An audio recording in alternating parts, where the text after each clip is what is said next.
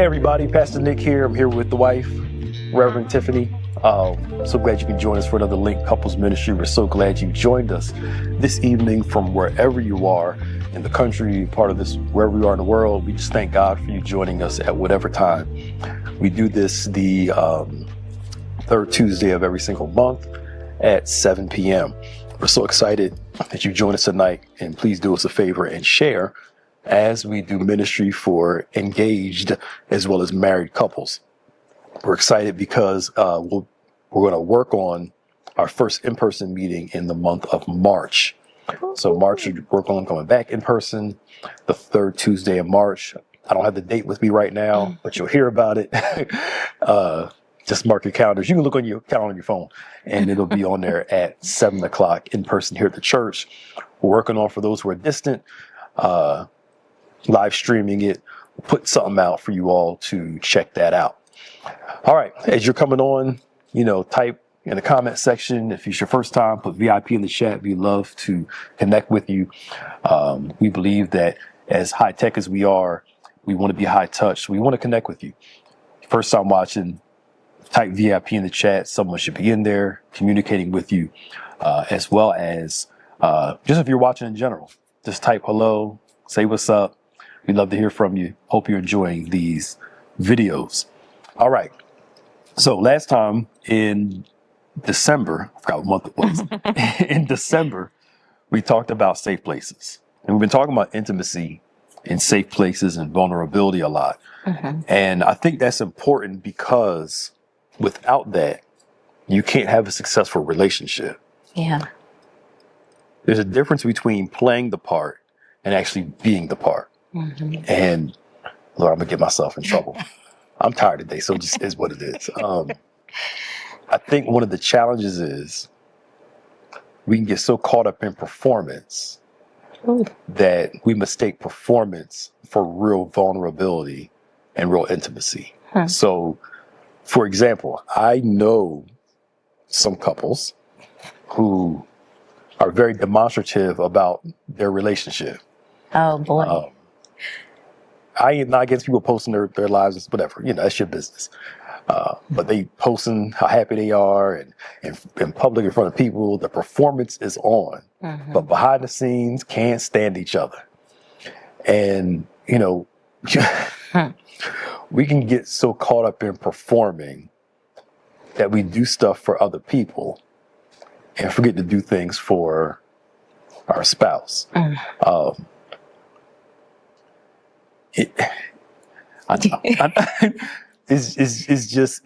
again, we're in a performance-based performance culture. We always have to show it, and the world has to see it.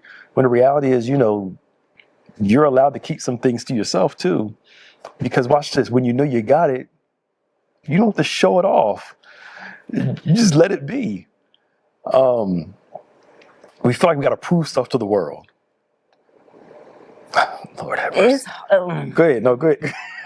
I'm just throwing it out there. It's so true. I can't even tell you how many countless couples where the argument is about the other person not posting them on social. That's the argument. They are in therapy talking about why their spouse is not posting them, and I'm like, y'all really paying me for this, right? Like to talk to you about who's not posting what? Clearly there's something that you need in the relationship, and instead of working on that, you rather perform and make everything public display versus actually doing the work in the relationship to get the safety that you're looking for. Then it goes to me into, what are you really asking this person for? Are you looking for the relationship to improve, or you want attention? Yep. Because now it's not about the marriage. Now it's about other people's perception. And then maybe it is like a social, I don't even know where to begin with this, with the way social media is infiltrating people's lives so much to the point where if it's not posted, it didn't happen, right? If people don't see it and they don't give you likes and clicks, then we're not happy. I don't get it. I don't know how to I don't get it. I know. You didn't post me on my birthday. You didn't post on our wedding anniversary. I'm like, I mean, every couple's different. Yeah. But you're right. I think, is there a deeper desire here? Yeah. Why do I feel the need to prove to the world that I got somebody that I'm happy. And I'm not one of those people like, you got to hide your relationship. Yeah. In the sense of if you're single and you dating, that's a whole, you want to keep that's whatever. But if you're married, I'm not saying you got to sit there and just be all super overly secretive. Yeah. But also at the same time, some people don't like social media, don't want to be on it, don't care about it, don't post nothing. But you're right. There's a deeper Yeah, because there's nothing wrong with posting. Yeah. Right? It's the underlying reasoning behind it, like the vanity, the need for other people's approval and validation, of the relationship publicly. Like that is when I think it becomes an issue because you start kind of publicizing your relationship to validate it instead of just doing the work on what's needed because then it's not about the marriage, then it's about something deeper. Showing off. Yeah. Versus the private happiness. Yeah. Which to me is more important and than genuine private happiness versus the public. Because the public thing only lasts but so long until your next thing. But you're right. I've heard people, literally blow-ups over, you're not doing this. Like, why do I need to prove this to everybody else?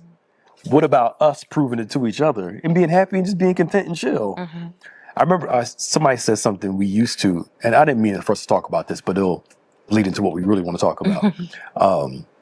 We used to escape the world on social media. Now we escape social media by basically being in the world. You escape life by going online. Now you got to escape online and live life. I think we got it. We got it backwards. Yeah. Life is life. Online's not real. Performance isn't there. And here's the challenge. Let's get back down to a personal level.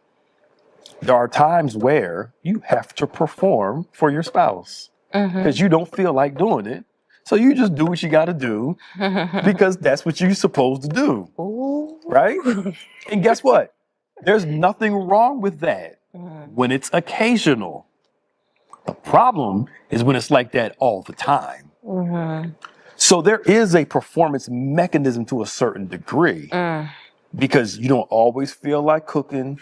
You don't always feel like cleaning up. You don't always feel like having this deep, intimate conversation. But you do it because you love the other person. But again, the problem is if I never want to do something for you, that's the issue. Versus I'm just having a moment. I don't feel like doing it. I'll do it because you want me to. Tomorrow, I'll be back to feel like doing it again. I don't know if that makes sense, but so there is some level of performance in it. But if I love you enough, I'll perform it even though I don't feel like doing it. What you're describing is humility and servanthood. And that's what marriage is. There are times where you're just like, I'm here to serve today because I'm doing this more for you than I'm doing for me. And that takes an incredible amount of humility to say, I'm going to put aside what I feel like right now to do something that I know you need or that you desire.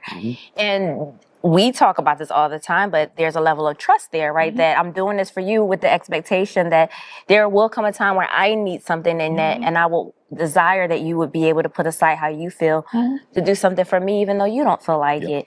We don't always, maybe our expectation sometimes is off when we think that the person always has to want to do things for us, but sometimes the sacrifice that they're making is because they love you. Like that is a sign of love, right? That maybe I don't feel like whatever cooking, and yet because I swallow the pride, right, and how I feel just because the relationship needs this more so than just me doing it for you. I'm doing it for the sake of the relationship.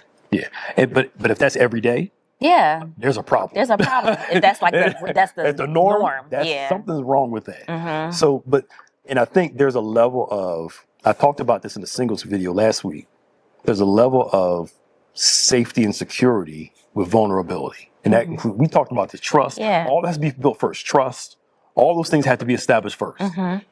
Adam and Eve, the Bible says, they were naked and not ashamed. They knew they were naked, but their perspective on it was, we're okay with being vulnerable and open around each other. After they fell and sin came in, all of a sudden now they're ashamed of what they were okay with before. So sin produces guilt and shame. Sin produces guilt and shame. And when I feel guilty and I live in shame, when I feel bad about what I did, when I start identifying with what I did, shame, then I start hiding myself from me, hiding myself from God and the other person. I don't want to see it because I don't like it. I cover it from me. So then I cover it from you because I think you won't accept it because I won't accept it.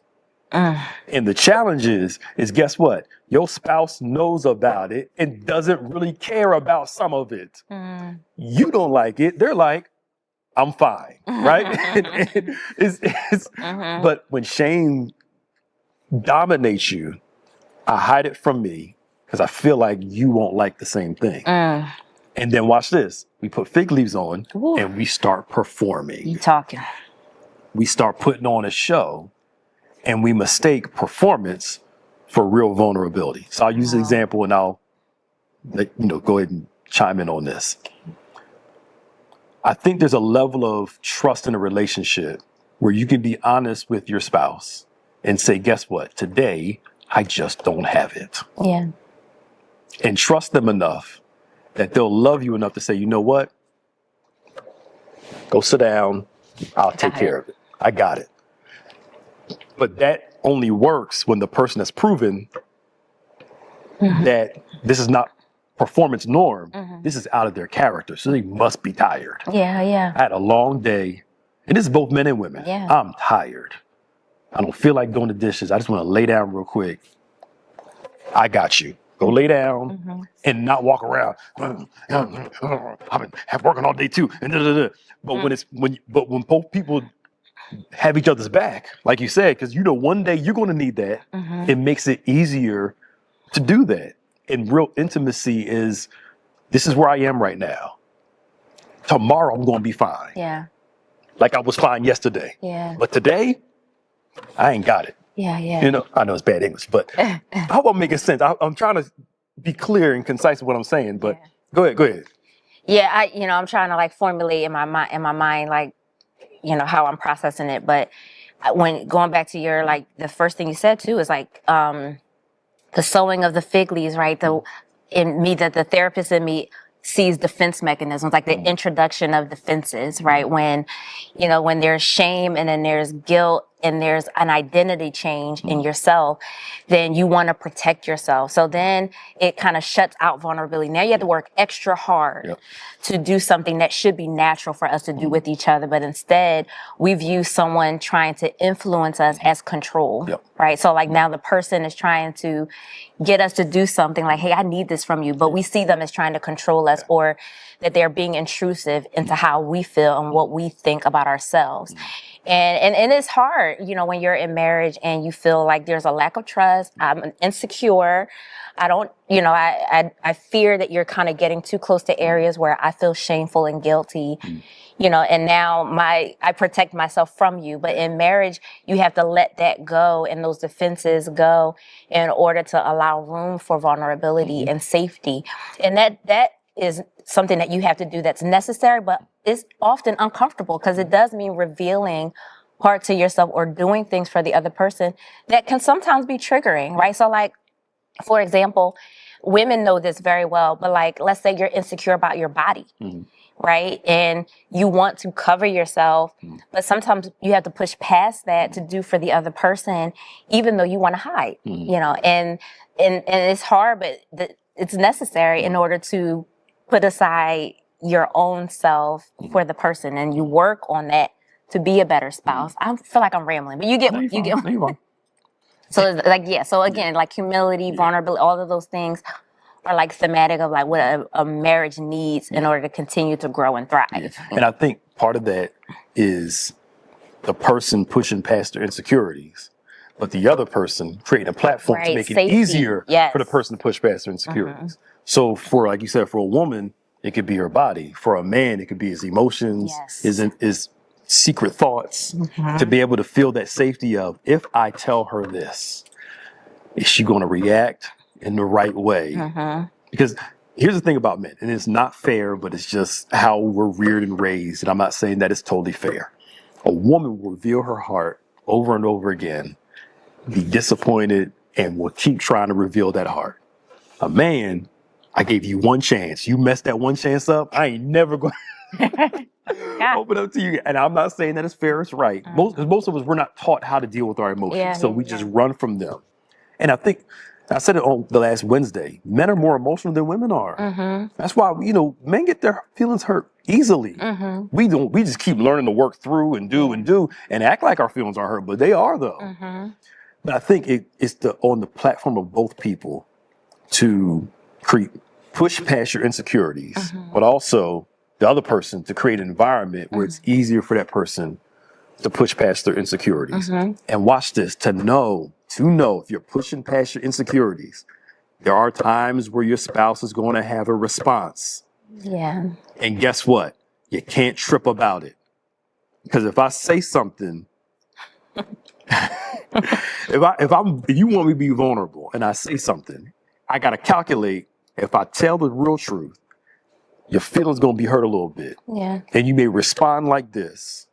I have to calculate that and say, okay, oh, here she go again, versus she had the appropriate response. Yeah. Right? And let's work through said response. Yep. We want, just throw it out there, nothing. Don't say nothing, just take it. Right. And it's like, in some instances, there's going to be a response, and you have to calculate that and work through that.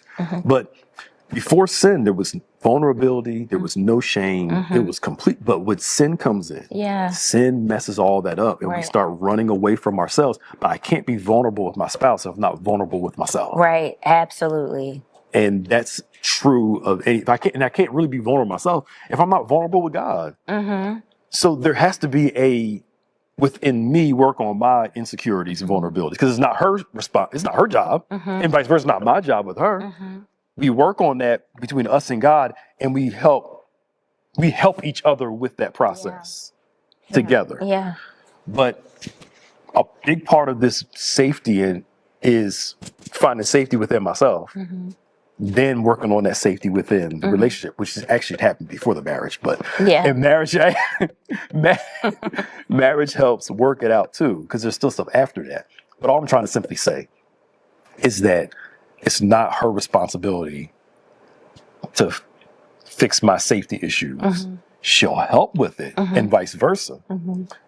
That's between me and God, but then we work on that together in our relationship to make sure we're safe, we're vulnerable, we're open together. Because the implications of that cannot be minimized. Like the ability to work on your stuff so that the safe space is there is huge. It trickles into every other area. So I had a conversation with a couple, and the wife just was crying about I'm insecure. I need him to give me some reassurance in this area. And you could see he tensed up, and he's just like, I feel like she's attacking me, and she's, and I'm like, wait, what? And sometimes, you have to address, what are you saying to yourself that you can't see the pain and the fear, and you're only seeing I'm being attacked, and your guards and defenses go up, and how that impacts the whole, right? Is the individual work. If you can't deal with your own stuff, if you avoid and suppress your kind of need for accountability and your shame and your guilt, and so nobody can say anything to you because you get triggered, right? Is if you can't address that between you and God, it goes into other areas. It affects the children, it affects your work, it affects your self-esteem and your self-worth. And now everybody's walking on eggshells. Nobody has time to walk, they're stepping on landmines every time they approach you, because there's things that you're not addressing. That goes for both, right? The husband, the wife, the significant other, the fiance, whoever is. Working through that is important so that the other person doesn't feel like they're walking on landmines because they don't know what triggers you. That's not safety. Yeah. The defenses, the guard has to be down, and you have to allow room for discomfort and to be corrected and take accountability. Last thing, I had someone who said to me, I feel like I'm always having to be accountable. Am I going to have to do this the rest of my life? And I said, Actually, yes. But I think one of the things we talk about all the time, which is definitions, right? And I think when people hear like, why do I have to always be the one accountable?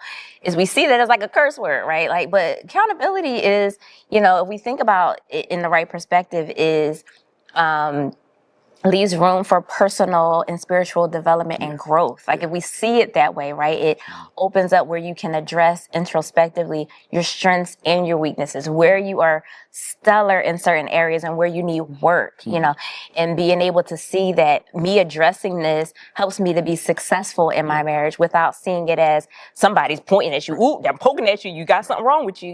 When we see it that way, it's hard for us to grow.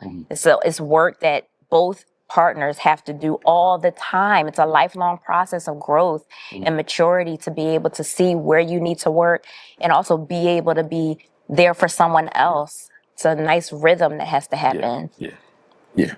So we got to get out of here. Oh, sorry. No, that was good. It's fine. No, you're fine. No, I just looked at the clock. I was like, we got to get ready to go. So I can't remember what time we started, but try to keep these to a certain time. But the premise is the effects of sin led to hiding and a lack of vulnerability. Here comes Jesus on the cross, right? He's exposed on the cross, exposed at a tree, where Adam went to go hide at a tree.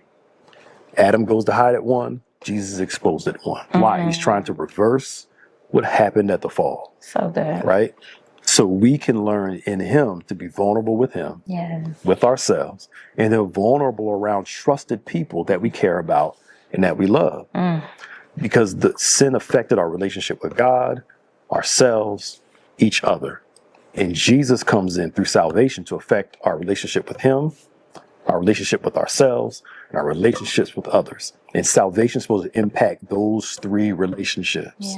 Because the fall made us run from those relationships. Salvation allows us to run to those relationships. God gives you himself, yourself, and people to feel safe around. Our problem is, maybe we'll talk about this next time, we put our life in the hands of the wrong people. And the lesson we learned was don't trust nobody, rather than I made some bad decisions and let me figure out who I can trust and not who I can't trust. I was thinking the same thing. Somebody breaking your trust is not the cue to run away from everybody. Because last time I checked, people with trust issues are still getting in relationships. But we'll talk about that next time because, It's a good topic. Yeah. So anyway, hope you all enjoyed this today. Please share this, tag somebody on it as we continue this discussion on intimacy and vulnerability and safety in the marriage. We'll be back in February for another video. In March, we will be in person on the third Tuesday of March. We hope you all have a great night. Don't forget, we do have Bible study tomorrow at 12 noon, in person only. Tomorrow night at 7 o'clock, in person as well as online. So join us for Bible study. It's our Signs and Wonders and Miracles service tomorrow night at 7. You want to be here for Bible study. Also, Bishop's birthday is coming up this weekend. It's on Saturday. We will be celebrating on Sunday, the 26th. We're going to be blessing him with a love offering, $1 per year. Be 73. I don't know. I keep thinking 72. We're 30 years apart. That's the only year I remember. That's when I remember my age. I'll be forgetting my own age. He'll be 73 Saturday, $1 per year. $73. Do the best you can. If you would do more, do more. To bless our man of God who gives up a lot to make sure he's here to pastor this church. And we just want to say God bless you. We love you. We appreciate you. And